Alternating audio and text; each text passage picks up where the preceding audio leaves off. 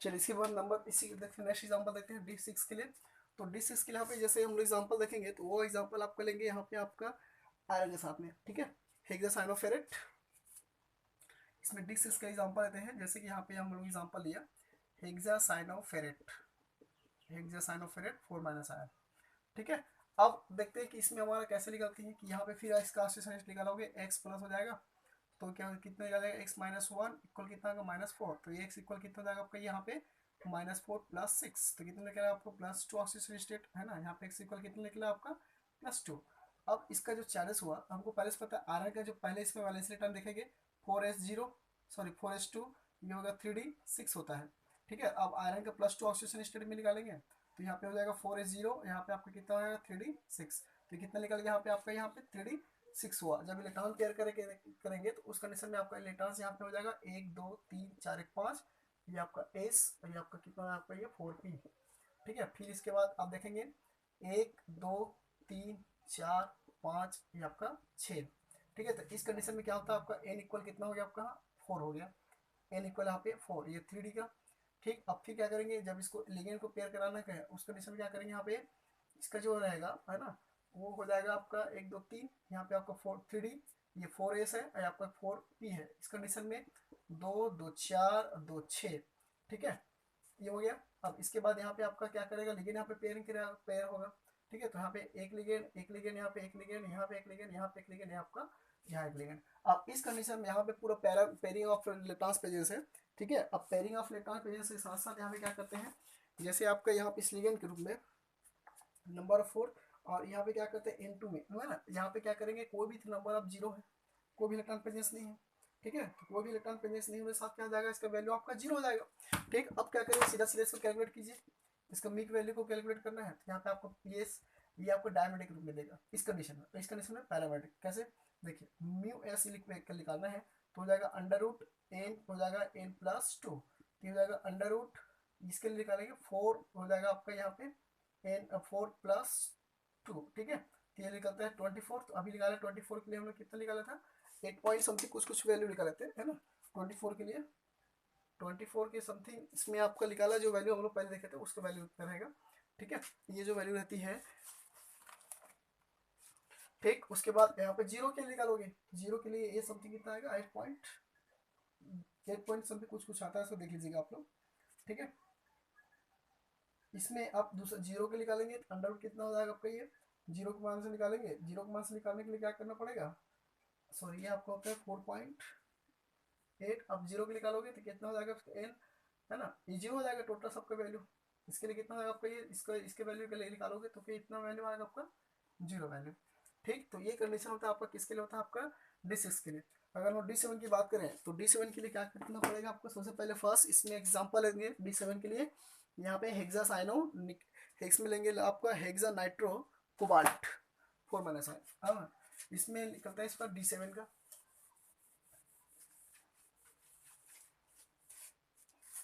ठीक है। D7 के लिए निकालेंगे तो यहाँ पे कितना जाएगा नंबर, नेक्स्ट एग्जांपल है D7 के लिए, जैसे कि आपका एग्जांपल है हेक्सा नाइट्रो, ये आपका N2 6 hexa nitro 4 minus ion, यहाँ पे भी कितना निकलता है इसका ऑक्सीजन स्टेट नंबर निकल ले, आप पहले इसका ऑक्सीजन स्टेट नंबर निकाल लीजिए, कोबाल्ट कितना होता है 2 है ना, इसका होगा इसका भी -1 होता है ना, तो इसके निकलेगा कितना +2, मतलब x निकाल लीजिए, x होगा +6 -1 होगा, यहाँ पे इधर जाएगा, ठीक है, ये आपका -4, तो x इक्वल कितना हो जाएगा आपका ये हो जाएगा -4 + 6 इक्वल कितना निकलेगा x का +2, ये हो गया +2। अब नॉर्मल कोबाल्ट का नॉर्मल में कितना होता है इसका वैलेंसी इलेक्ट्रॉन 4s2 3d7, ठीक, +2 ऑक्सीजन स्टेट में कोबाल्ट +2 है तो उस कंडीशन 4s0 हो जाएगा, 3d कितना जाएगा आपका ये 7 हो जाएगा, ठीक। अब इसमें आता है आपका इस कंडीशन देख लीजिए, इसमें आप क्या करेंगे 4 1 5 हो गया 4s हो गया, अब उसके बाद कितना हो गया आपका यहाँ पे 4p, these are the 4p, these are the 4s, these are 3d, तो 1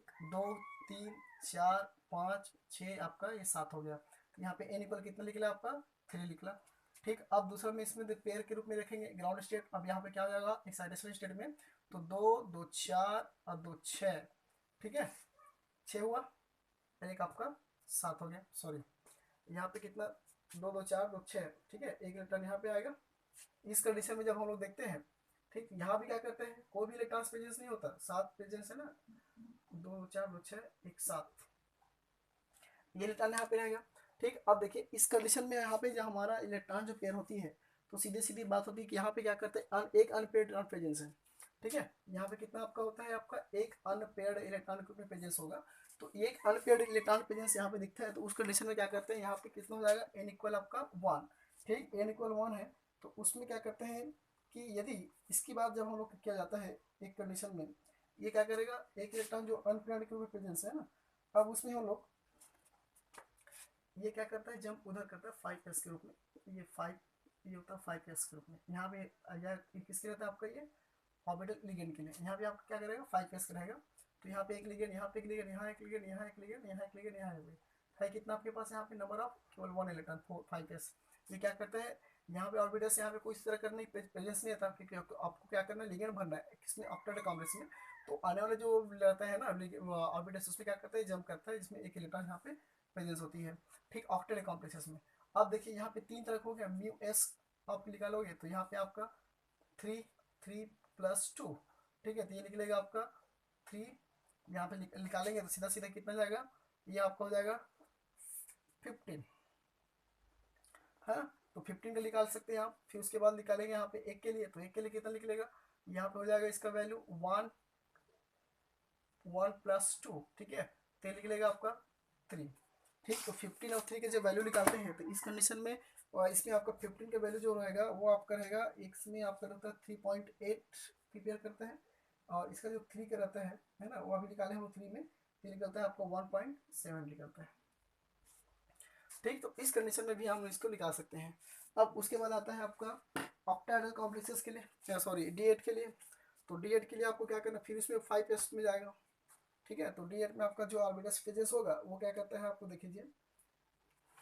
चलिए नेक्स्ट एग्जांपल है इसी का। नेक्स्ट एग्जांपल ग्रुप में लेंगे हम इसमें हेक्साअमीन कोबाल्ट। हेक्साअमीन कोबाल्ट को लेते हैं।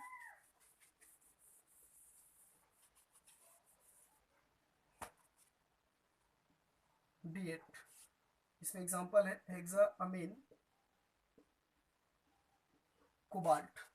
ठीक, हेक्साअमीन कोबाल्ट का यहाँ पे आपका 3+ चार्जेस रहेगा, 3+, तो यहाँ पे आपको पॉजिटिव आयन 3 जाएगा। तो कोबाल्ट का सीधा सीधा होता है आपका 4s2, और ये जाएगा आपका 3d7। ठीक है,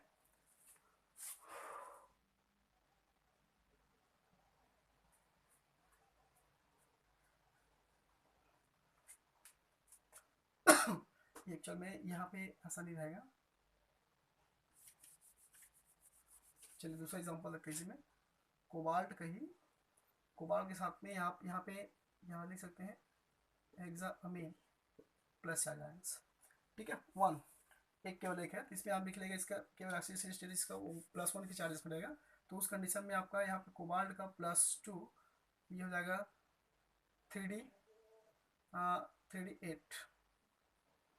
ठीक है, 3d8 के रूप में लिख रहे हैं।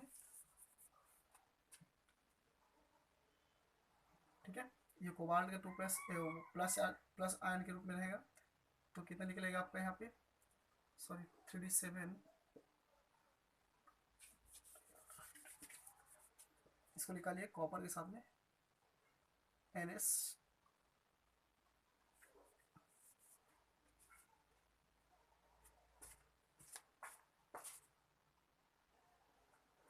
ठीक है, अब देखते हैं D8 का ही, D8 का देखेंगे तो उस कंडीशन में क्या हो जाएगा D8 का। तो इसमें सबसे पहले फर्स्ट स्टेज जब आप इलेक्ट्रॉनिक कंप्रेशन करेंगे इसका 1 2 3 4 और 5। ठीक है, ये आपका 4s हो गया, ये आपका 4p हो गया। ठीक है, तो उस कंडीशन में 1 2 3 4 5 6 7 1 8, n इक्वल कितना हो गया आपका 0, सॉरी 2 अनपेयर्ड टर्न्स। जब इसका एक्साइटेशन स्टेट की बात करेंगे तो उस कंडीशन में 1 2 3 4 5 हो गया। फिर यहाँ पे आपका ये, फिर आपका यहाँ पे कितना हो गया आपका, यहाँ पे आपका 5s है। ठीक, यहाँ पे कितना होगा आपको, ये 5s, ये आपका 5s 4p, ये आपका 4s, और क्या होता है आपका 3d। अब देखिए इस कंडीशन में क्या करेंगे, जब इसको पेयर करेंगे तो दो जो इलेक्ट्रॉन अनपेयर्ड है वो इलेक्ट्रॉन एक्साइटेशन स्टेट में कहा जाता है, ये पेयर के रूप में 5s में चला जाता है। तो इस कंडीशन में क्या हो जाएगा, 2 2 4 2 6 और 2 8। ठीक है, तो अब यहाँ पे क्या करेगा, लिगेंड यहाँ पे क्या करता है, पेयरिंग के रूप में प्रेजेंस करता है। तो उस कंडीशन में क्या होगा, देखो यहाँ पे पूरे पेयर है, यहाँ भी पेयर है, तो इस कंडीशन में निकल क्या होगा आपका यहाँ पे जीरो हो जाएगा। अब यहाँ से इसका निकालते हैं म्यू वैल्यू, तो म्यू वैल्यू जब निकालोगे इसका, म्यू एस की मान को निकालेंगे, तो वहाँ पे एन प्लस क्या हो जाएगा, एन प्लस टू, क्योंकि लिख लेगा आपका under root N equal to N, कितना हो जाएगा आपका 2 + 2, ठीक है। तो ये हो जाएगा आपका यहाँ पे 4 × 8 हो जाएगा, ठीक है। तो 8 के वैल्यू आप ये निकाले, उसको देख लीजिएगा, एन के वैल्यू कितने निकल जाएगा, इसका वैल्यू जो रहेगा दूसरे का, है ना, यहाँ पे म्यू एस का मान जो रहेगा आपका पूरा पेयर के रूप में आपका 0। तो इस कंडीशन में क्या होता है, ये पैरामैग्नेटिक, इस कंडीशन में आपका होता है डायबिट। तो ये होता है टोटल आपका ऑक्टेट कॉम्प्लेक्सेस का और कोआर्डिनेट कॉम्प्लेक्सेस का मैग्नेटिक प्रॉपर्टीज ट्रांसफर कॉम्प्लेक्सेस के, जिसमें आप लोग का आज का ये यूनिट आपका कंप्लीट होती है, ठीक है। इसमें हम लोग मैग्नेटिक प्रॉपर्टीज में सी बी एम का मान सबसे ज़्यादा कैलकुलेशन से पूछा जाता है। तो आपको कोई भी कॉम्प्लेक्सेस देगा तो सबसे पहले फर्स्ट उसको क्या करना है, उसको आप ऑक्सीजन स्टेट को निकालिए, कोई भी कॉम्प्लेक्सेस दिया जा रहा है, ऑक्सीजन स्टेट निकालने के बाद ही आप क्या करिए, फिलअप करते जाइए। जैसे कि अननोन सैंपल के लिए आपको मान लीजिए कोई कॉम्प्लेक्सेस देता है, सपोज यहाँ पे अगर मान लीजिए आपको दिया, यहाँ से देते हैं जैसे कि आपका हेक्सा एक्वा क्रोमियम है, दीज आर 2+ आयन। तो उस कंडीशन में सबसे पहले क्या कीजिए, यहाँ पे कोई क्वेश्चन अगर दे दिया तो इसमें अगर पूछेगा बी एम के मान को निकालिए, या इसमें पूछेगा to determination of this magnetic properties of this B M value, तो यहाँ पे क्या करना पड़ेगा, सबसे पहले फर्स्ट इसका ऑक्सीडेशन स्टेट निकाले बगैर आप आगे नहीं बढ़ सकते, क्योंकि क्रोमियम का अगर हमारे यहाँ पास +4 है, सॉरी +2 है, अब इस कंडीशन में क्या होगा, ये 0 हो जाएगा। तो यहाँ पे क्रोमियम का क्या करेगा, +2 में निकलेगा क्रोमियम +2 आयन। तो इसमें आप उसका ग्राउंड स्टेट सबसे पहले फर्स्ट देखिए, ग्राउंड स्टेट में कितना होता है, 4s2 होता है, और 3d इसका होता है 4 होता है। अब 4 हो गया। अब इस कंडीशन में क्रोमियम का अब निकालेंगे प्लस पॉजिटिव आयंस के रूप में, तो ये आपका 0, तो ये आपका 3d, तो ये आपका आंसर कौन आया आपका D4, ठीक। तो ये इस तरह से क्या करेंगे, सबसे पहले फोर्स आपको उस कॉम्प्लेक्सेस का वो आपको क्या करना है, ऑक्सीजन स्टेट निकालिए। ऑक्सीजन स्टेट निकालने के बाद जो आपका ऑर्बिटल में इलेक्ट्रॉन लास्ट में बचता है, नंबर निकालने, इलेक्ट्रॉन निकालने के बाद वो होता है आपका फाइनली वो ऑर्बिटल्स कहलाता है। और उन्हीं ऑर्बिटल के साथ में अब ये D4 हो गया, तो D4 में आप कैलकुलेटर कितना होगा, एक में N4 हो जाएगा, एक में N इक्वल को इतना हो जाएगा 2 हो जाएगा। अब इसी के थ्रू क्या आएगा, म्यू एस का मान निकाल लीजिए, यहाँ पे इसका म्यू एस का मान निकाल लीजिए, तो फिर आपका यहाँ पे आंसर क्या होता है, हो जाता है। और इस कंडीशन क्या होता है आपका पैरामैग्नेटिक कहलाता है, ठीक है। तो ये होता है टोटल आपका एक्सपेरिमेंट, आपका जो ये कम्प्लीट यूनिट है वो आपका आज कंप्लीट हो गया। So thank you.